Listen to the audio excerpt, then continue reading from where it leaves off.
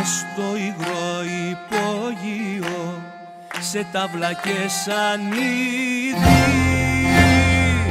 ένα γρήμι κάθισε σαν πειραγμένο θήρι.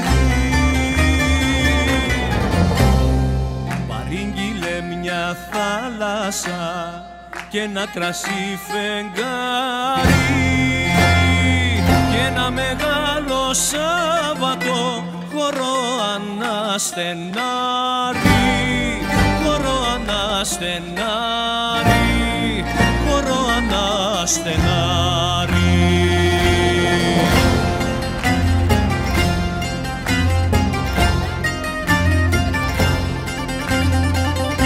Πόσο χρονών ο διγενής, πόσο χρονών ο χάρος, ποτέ δεν ρώτησε κανείς, ούτε γνωστός και συγγενής.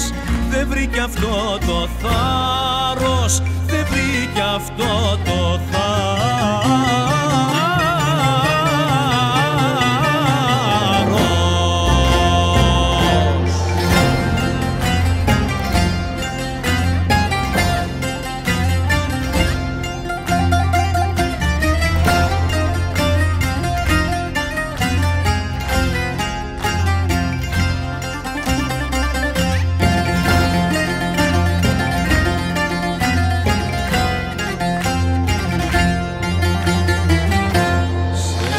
Τραπέζι ξύλινο, κουτσό και μεθυσμένο,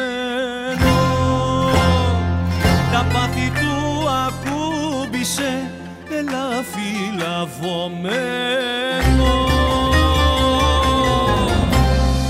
και σαν πανάρχαια σιωπή και σαν γλυκιά κουβέντα εχορεύε και έσβηνε τα αστέρια στα τσιμέντα, τα αστέρια στα τσιμέντα, τα αστέρια στα τσιμέντα.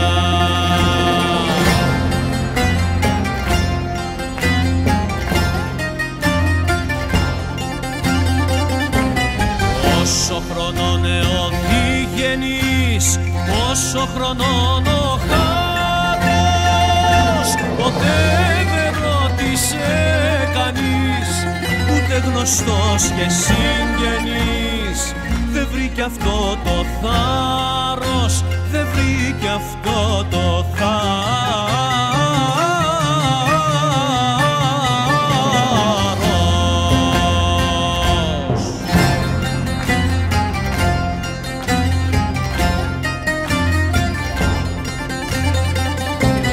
Πόσο χρονών ο διγενής, πόσο χρονών ο χάρος,